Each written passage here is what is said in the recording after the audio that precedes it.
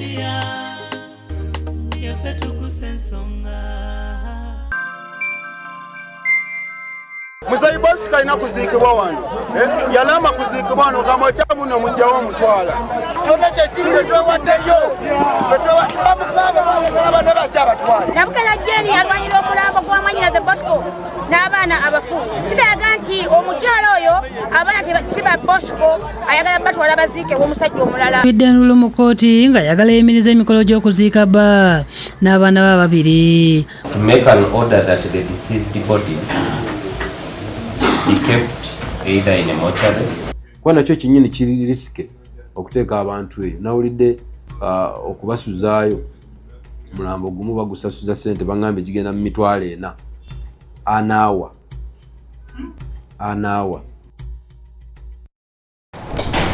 Wali olowoozezaako okuzimba naye ng'olaba kizibu obanga bakufezefeze dda. Kato Attract Construction Services Limited babifudde byangu. Bano bazimba bakuba plan z'amayumba eziri ku mulembe, basiba tiles, bakola plumbing, basiiga langi, bakola ne biodigester septic tank n'ebyamasannyalaze byonna. Ennyumba eremera ku musingi oba baagikyamya, ennyumba etonya, bano bakafulu bye bakola babitegeera era be basinga. Beesige obakwasa ekirooto ky'ennyumba yo tojja kwejjusa. Kato Attract Construction Services basangibwa ku Prime Village Mall opposite Total Masaka Road level 2 room D07 oba bafune ku noti 772009 221 oba noti 705 beba Kato Attract Construction Services Limited abazo kutereza embeera ey'okuzimba.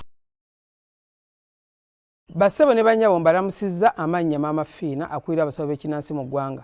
Tuso okulabula abantu mwenna mu Uganda yonna n'ensi yonna okutwaliza wamu nti nina abafere abakozesa erinnya lyange ne babba abantu. Bali ku Facebook, bali ku TikTok, bali ku mikutu gyonna. Nga beefudde Mama Fiina. Mama Fiina oba onoonya obujjanjabi bwo bawetaaga bujjanjabi bw'obusinkana bulenga wokka Mityana Road lunaku luba lwa Sunday. Mama Fiina tajjanjabira ku Facebook, Mama Fiina tajjanjabira ku TikTok. Mama Fiina essimu ze zino 0772 45 89 64 ne 0782 95 17 21. Oyo gwodiringa naye ku Facebook oyo mufere si Mama Fiina.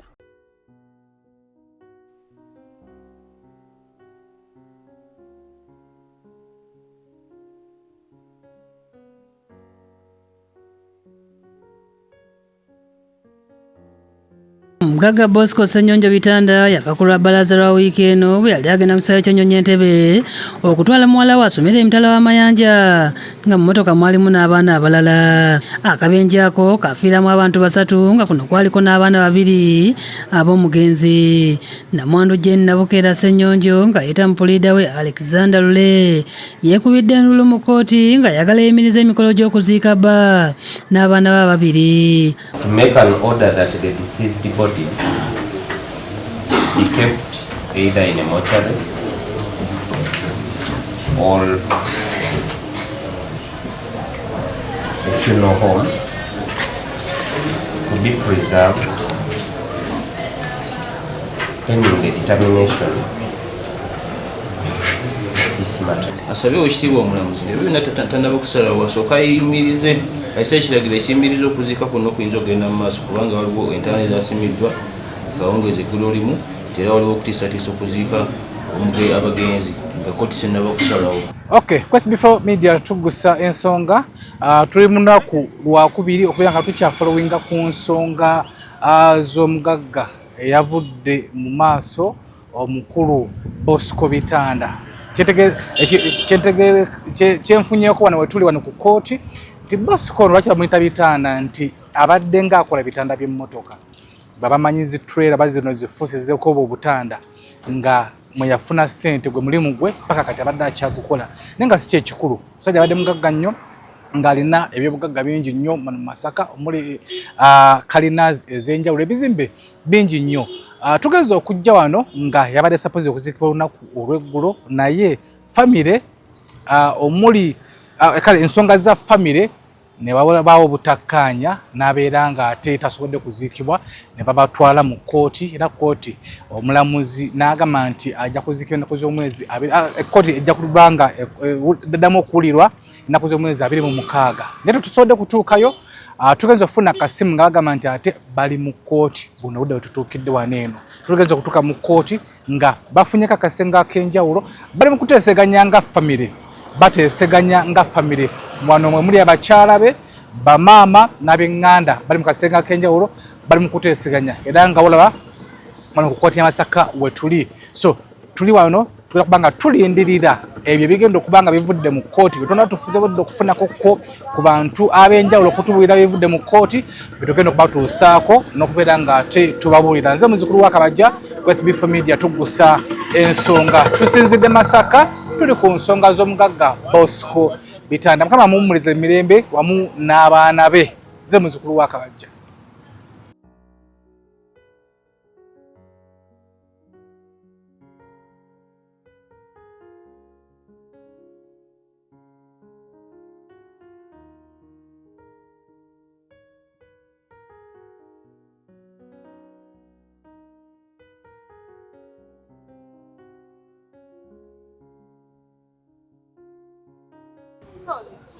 Oyo ye Nnaalongo gw'olengera asalinkiriza naye biwanvumu tumanya kufuna muntu mutuufu agenda otubuulira ebivuddeyo mu kkooti naye buli omu maama alina okubeera nga atubuulira maama alina tusooka tumulekemu wamu ne Nnaalongo tumulekemu naye nga tulindeko tulabe. Ssenyonjo Bitanda yava ku lwa bbalaza lwa wiiki eno bwe yali agenda mu kisaawe ky'Ennyonyi Entebbe okutwala muwala we asomere emitala w'amayanja nga mu mmotoka mwalimu n'abaana abalala. Akabenje ako kafiiramu abantu 3 nga kuno kwaliko n'abaana 2 ab'omugenzi. Namwandu Jane Nabukeera Ssenyonjo nga yeeta mupuliida we Alexander Lule yeekubidde enduulu mu kkooti nga ayagala yemiriza emikolo gy'okuziika bba n'abaana be 2. Katubagiro okubeera nga tufunako omuntu yenna gwe twogera naye kituwuliddeko ekitono nnyo ekivudde mu nteeseganya gye bafunye bagambye nti babawadde bo nga famire batuule mu miitingi bateeseganye balabe ng'ennaku za kkooti ze yabawadde okubeera nga ewulirwa omusango tezituuka. Weebuuze nti kiki ekiri emabega wa bino? Abamu bagamba bya bugagga, abalala bagamba nti Nnaalongo ali ku mazima okubeera nga omugagga we yamulamira nti aziikibwawo ate mukyala mukulu kwegamba byo bikyali awo. Tugenda kuba nga tulinda ate tulabe miitingi gye bagenze okutulamu ewaka wanowo babadde ku kkooti ne batuula ne beerumaaluma ne bigaana kati bakizizza ate mu famire bagende waka batuule naye kyempuliddeko nti basindiseeyo ow'ekkooti abeere nga afuna ebifaananyi wano empugwe ye we baagala kubeera nga baziikibwa nga Nnaalongo ayagala omukyala mukulu ayagala baziikibwe wamu n'eri gye baasimye entaana. So ku SB4 Media tukusa ensonga z'omugagga Bosco Bitanda nno bwe zikyali tugenda kubeera nga ate tunoonyako ku omwogezi wa poliisi wano mu Bendobero ly'e Masaka mukulu Kasirye naye atubuulireko ku nsonga ate poliisi zo zino ensonga ezoogerako ki. Nze muzzukulu wa Kabajja ku SB4 Media Musayi Bosco alina kuziikibwa wano yalama kuziikibwa wano kamwetya muno mujjawo omutwala kyonna kyekiri twewaddeyo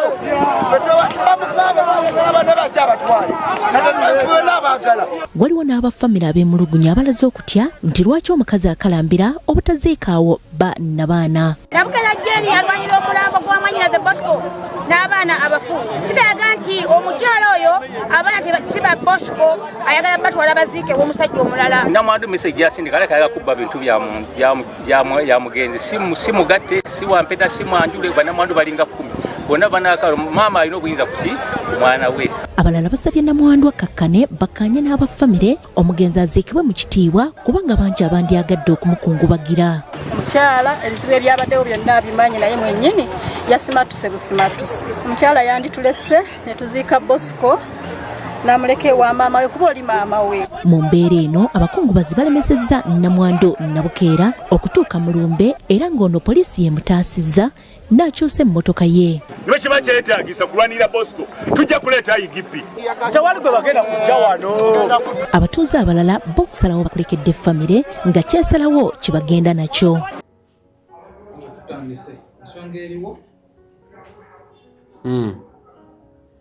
Ensonga eriwo nti okuziika mwami Bosco Bitanda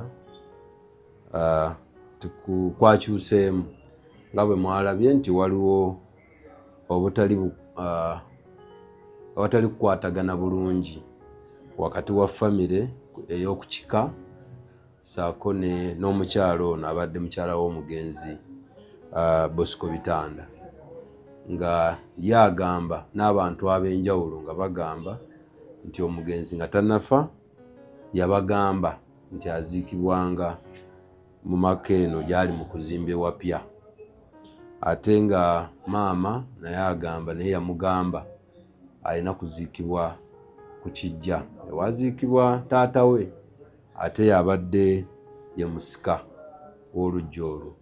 So nga bo byonna nno bino nga byambu bayogera bwogezi nti gundi yagamba kati ng'abasuubuzi abadde bawangala ne mwami Bosco Bitanda nabo nga boogera ebigambo bye bimu ebikwatagana n'ebya Namwandu omukyala w'omugenzi Bosco, so ne bagaana okukwatagana. Mirambo gino okuva e Kampala gyaleetebwa ne gigenda mu maka mwami Bosco yali awangaalira wali mukyala mukulu, then ate ku makya nga bukya ne bagijjayo ne bagitwala ekyalusowe nga ku Kijja, era nga wegyabadde omukyala n'ava e Kampala ng'awulidde nti emirambo bagijje kwadde asuubira agenda gisanga ewakaawe ebeereko najaawo oba oli awo n'ebirala, naye tekyasobose.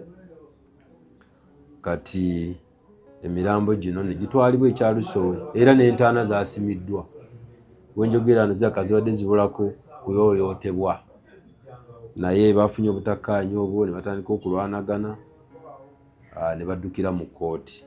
Omukyala Namwandu azaala abaana abagenzi ababiri n'addukira mu kkooti ne bawa ekyanya, nange we nabadde beegeyeemu babeeko kye batuukako, naye embeera n'egaana.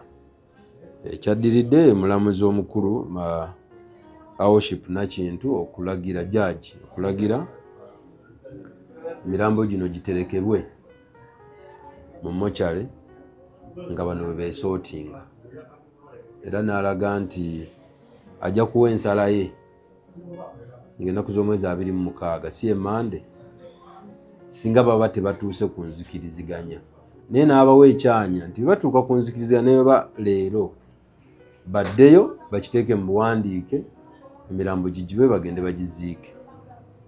So kati kye tukyalinze naye okutuusa kati tetunalabawo sayini eraga nti bagenda kukwatagana. Kati twawuliddeko nti wabaddeyo okulwanagana wakati wa sayidi zebbiri okuyombagana okuwanyisaganya bigambo n'okulwanagana.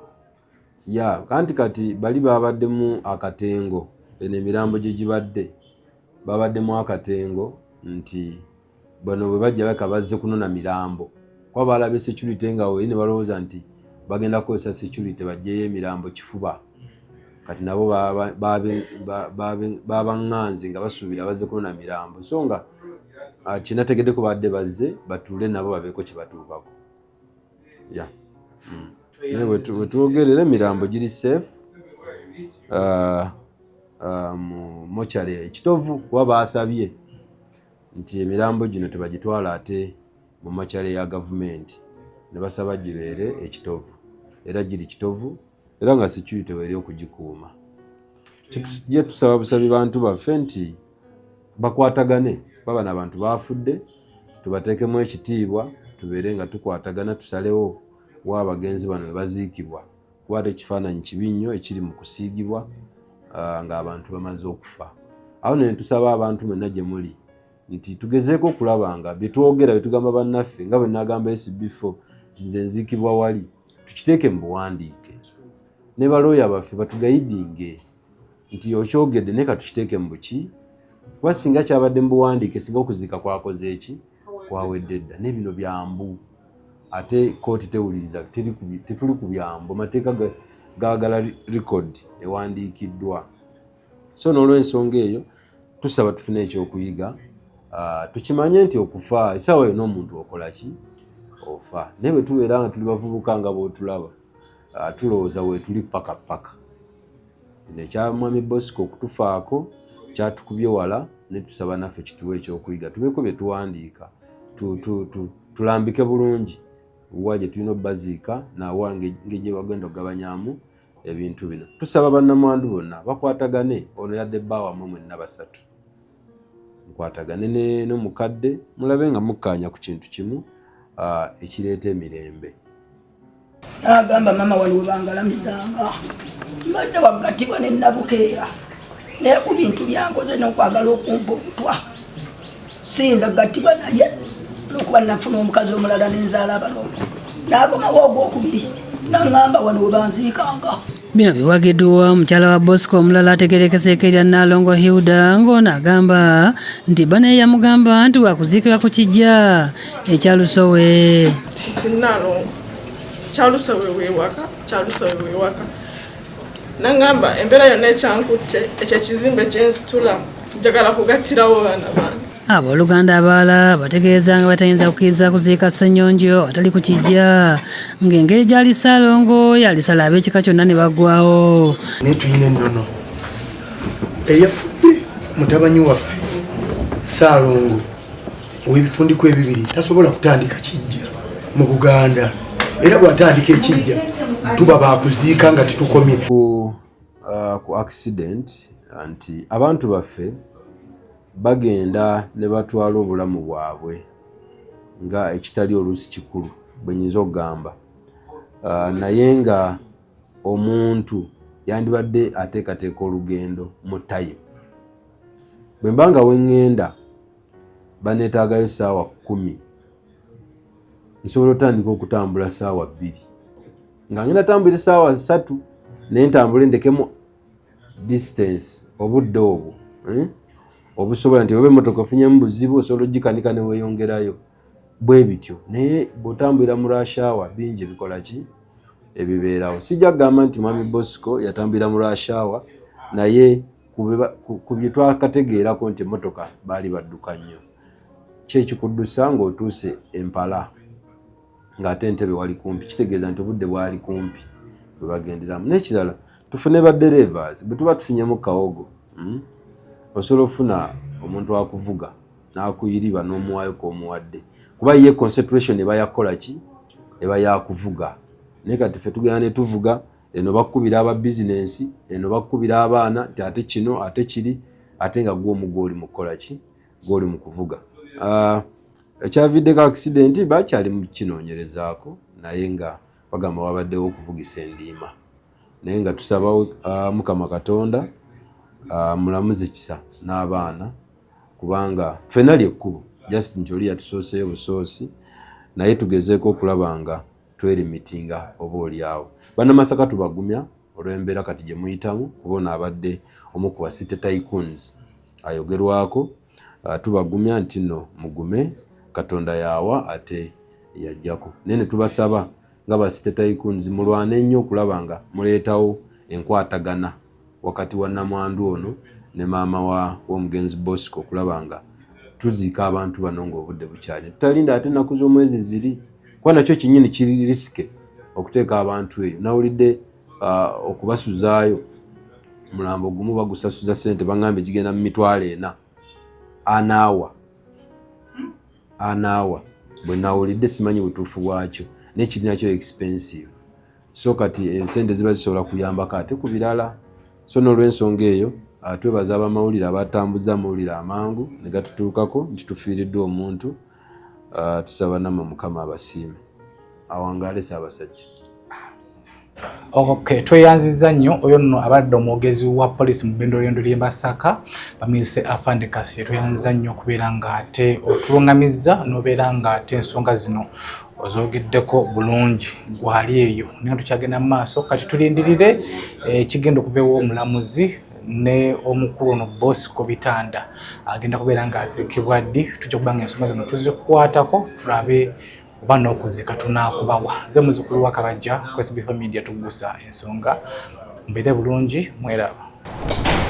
wali olowoozezzaako okuzimba naye ng'olaba kizibu obanga bakufezefeze dda kato Attract Construction Services Limited babifudde ebyangu bano bazimba bakuba plan z'amayumba eziri ku mulembe basiba tiles bakola plumbing basiiga langi bakola ne biodigester septic tank n'ebyamasannyalaze byonna ennyumba yalemera ku musingi oba baagikyamya ennyumba etonya bano bakafulu bye bakola babitegeera era be basinga beesige obakwasa ekirooto ky'ennyumba yo tojja kwejjusa kato Attract Construction Services basangibwa ku Prime Village Mall Natete opposite Total Masaka Road level 2 room D07 oba bafune ku noti 772009 221 oba noti 705 875 beba kato Attract Construction Services Limited abazo kutereza embeera ey'okuzimba.